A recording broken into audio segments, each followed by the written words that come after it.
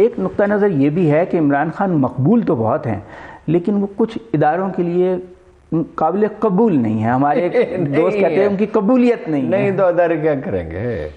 ادارے آئین توڑیں گے، ادارے جو ہیں وہ بیلٹ باکس جیسے بے نظیر بھٹو کو کارنر کیا گیا. بے نظیر بھٹو کی مقبولیت ایسی نہیں تھی. بے نظیر بھٹو کی مقبولیت نہیں ایک زمانے نو تو اس کا ڈیٹا موجود ہے.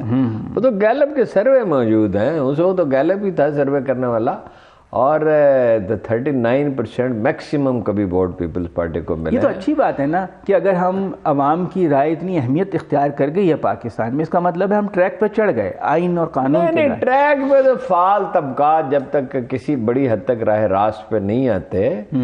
دیکھیے یعنی اشرافیہ جو جی حکمران تو وہ اپنا دیکھیے نا، ایک آدمی ہے وہ اس کو کوئی فائدہ پہنچ رہا ہے کسی عمل سے. مثلاً میں نے کئی دفعہ آپ کو بتایا کہ گجرانوالہ کے کئی کارخانے ایسے ہیں جو صرف گیس چوری پہ جن میں جو اربپتی بنے ہیں جو لوگ، ٹھیک ہے.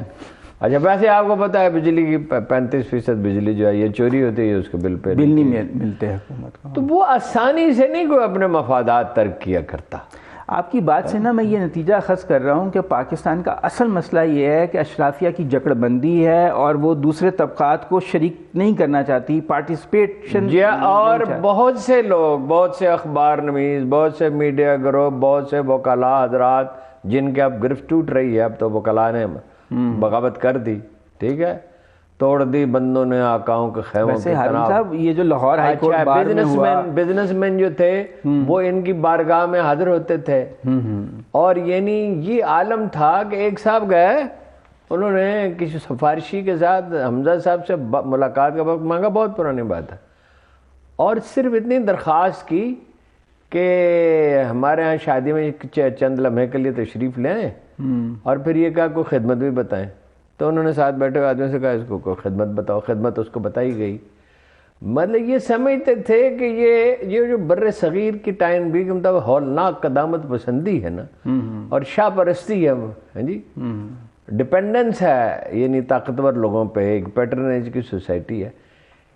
اس کی یہ خان صاحب کہتے ہیں نا پھر خوف ختم ہو گیا. ختم نہیں ہوا، کم ہو گیا، کافی کم ہو گیا ہے. مڈل کلاس کا سائز بھی تو بڑا ہو گیا. سائز بھی بڑا ہوا.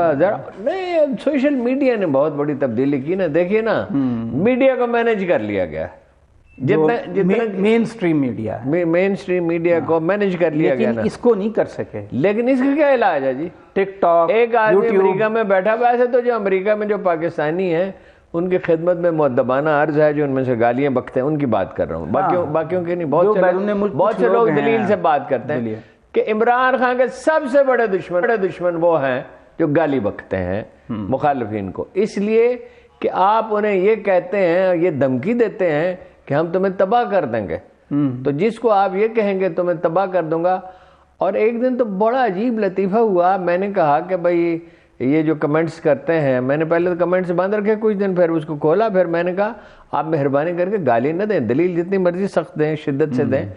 تو کم از کم 10 ایسے میسج آئے کہ ہمیں گالیاں دینے کا حق ہے، آپ ہمیں گالیاں دینے سے کیوں روکتے ہیں؟ اچھا ریاست مدینہ اور گالی دینے کا حق، یعنی میں نہیں کہتا کہ عمران خان نے ایسا کیا ہے، لیکن یہ آپ مطلب یہ لوگ جذباتی ہو جاتے ہیں بہت زیادہ. نہیں، جذباتی ہونے کا مطلب گالی دینا ہے، اپنے آپ کو تباہ کرنا ہے. اللہ کے رسول نے کہا جس نے صلی اللہ علیہ وسلم جس نے کسی کو گالی دی اس نے خود کو گالی دی. کسی کے ماں کو گالی دی تو اپنی ماں کو گالی دے رہا ہے، اپنے باپ کو دے رہا ہے، اپنے بھائی کو دے رہا ہے.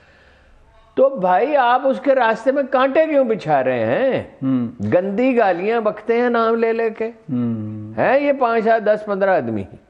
ایک وہ آدمی جو تنقید کرتا ہے یا سخت تنقید بھی کرتا ہے، انتہائی سخت تنقید بھی کرتا ہے، مگر دلیل دیتا ہے، شواہد فراہم کرتا ہے، اس کی بات دوسری ہے.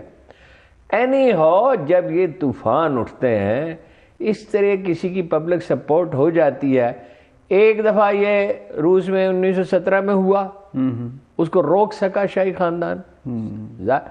پھر ہم نے ایران میں دیکھا، ساری دنیا شہنشاہ ایران کی پشت پہ کھڑی تھی. آپ اس ملک کا نام بتائیں جو ایران کے حق میں تھا، ایک کا نام بتاتے. ٹھیک ہے، ضیاء الحق دورہ کرنے کے لیے گئے تھے اس کا، اور مجھے یاد ہے مصطفیٰ وہ اپنا امریکی تھے، مسلمان ہو گئے تھے، تو وہ مجھے کہتی آپ کے صدر کو اتنا پتہ نہیں ہے کہ وہاں انقلاب آ رہا ہے. اچھا. پھر ہم نے افغانستان میں 2 بار یہ دیکھا جب خلق خدا جو ہے وہ اٹھ کھڑی ہوتی ہے. لیکن اب پھر ہم نے سوشلزم کو جاتے دیکھا. اچھا چین میں یہ کہا جا رہا تھا کہ ہو ہی نہیں سکتا کمیونزم. چینی جو ہے روسیوں کو ترمیم پسند کہتے تھے کہ آپ اصل سوشلزم روس والے. پھر آپ امریکہ میں چینی کہتے تھے, روس والوں نے اچھا کہتے تھے. اچھا یہ کھڑے ہوئے جب بظاہر تو یہ لگا کہ یہ جو نوجوان احتجاج کر رہے ہیں چینی کمیونسٹ پارٹی کے خلاف یہ مار ڈالے جائیں گے اور تباہ ہو جائیں گے, لیکن پالیسیاں تو سب بدلنی پڑی. اب کیا ہے, اب تو کمیونزم کا نام ہی ہے نا. ویسے ہارون صاحب یہ ہے کہ پاکستان میں اشرافیہ کی جکڑ بندی ہے, مان لیا, لیکن یہ الیکشن ہونے سے وہ ٹوٹ تو نہیں جائے گی, کمزور ہوتی جائے, نہیں کمزور سے کمزور تر ہوتی جائے گی. ایک بات اگر سمجھ لی جائے کہ کوئی کوشش کبھی رائے گاہ نہیں ہوتی, یہ بیسک کلیہ ہے. لیس للانسان الا ما سعی, انسان کو وہ ملے گا جس کی اس نے کوشش کی. اب ہم بیٹھے روتے رہتے ہیں یہ ہو گیا جی, وہ فلاں یہ کر دے گا, وہ فلاں نے یہ کر دی, فلاں ادارے نے یہ کر دیا, فلاں ادارہ یہ کر دیا, لوگ بک گئے. او اللہ کے بندو, دنیا اس سے بھی بدتر رہی ہے. 18ویں 19ویں صدی میں یہ سکھ, یہ مرہٹے, یہ خانہ جنگی, کسی آدمی کی جان محفوظ نہیں تھی. یہ تو صرف ہمارے سامنے, ہمیں اس طرف تو نہیں جانا چاہیے نا. بس دنیا میں بہتری جب بھی آتی ہے تو کسی مرتب معقول کوشش سے آتی ہے نا. کوشش کی طرف آپ جائیں تو یہ جکڑ بندی کیا, جب لوگوں کے طوفان اٹھیں توڑ پھوڑ نہ کریں, گالی نہ دیں, الزام تراشی نہ کریں, پرامن اور عدم تشدد. بالکل عدم تشدد جو ہے بس بہترین طریقہ عدم تشدد کا ہے. اور آپ اپنے مطالبات کو, میں اپنے بلوچ دوستوں سے کہتا ہوں مجھے بہت رنج ہوتا ہے, میں بلوچستان کے ذکر سے میرا دل جو ہے وہ رنجیدہ ہوتا ہے. او اللہ کے بندو, کشمیریوں کو دیکھو, کشمیریوں نے رفتہ رفتہ کتنے اختیارات حاصل کر لیے اور مزید کریں گے. گلگت بلتستان والوں کو دیکھو, تعلیم کی شرح بہت بہتر ہو گئی, جابز سب سے زیادہ کشمیر اسٹیٹس مانگ رہے ہیں جو نہیں مل بھائی. رہا. انہوں نے کیا کیا, مرحلہ وار اختیارات حاصل کرتے گئے.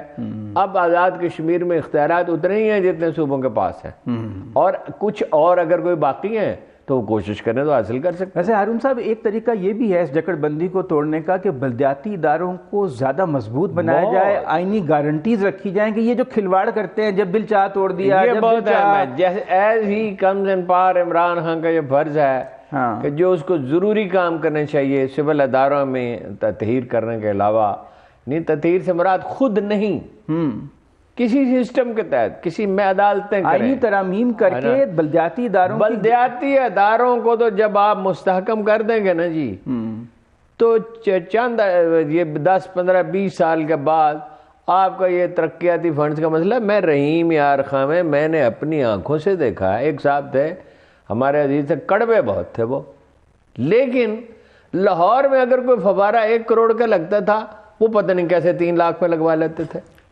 ٹھیک ہے نا جی. انہوں نے ٹھیکیداروں کی نئی کھیپ پیدا کر دی. کسی لڑکے نے کہا مجھے نوکری کو چھوڑ, نوکری کو 2-4 مستری پکڑ اور یہ کر, اور یہ کام ہے, یہ ٹریننگ کر, اور اپنی یہ گلی کی مرمت کر. جب آپ نے ٹھیکیداری نظام کتنا, بہت اس پہ بات ابھی نہیں کریں گے, کتنا پیسہ ٹھیکیداری نظام کھاتا ہے, اپ ٹل 70%, 20% تو ہر پروجیکٹ میں, 30% کہتے ہیں, 35% بجلی کے پیسے آپ کے گئے جو عدم وصولی میں, اور یہ گئے یہ آپ کی غلہ منڈیاں, یہ ایسے یہ ڈاکہ زنی کے مراکز ہیں, یہ آپ کا CDA, یہ آپ کے سیکریٹریٹس,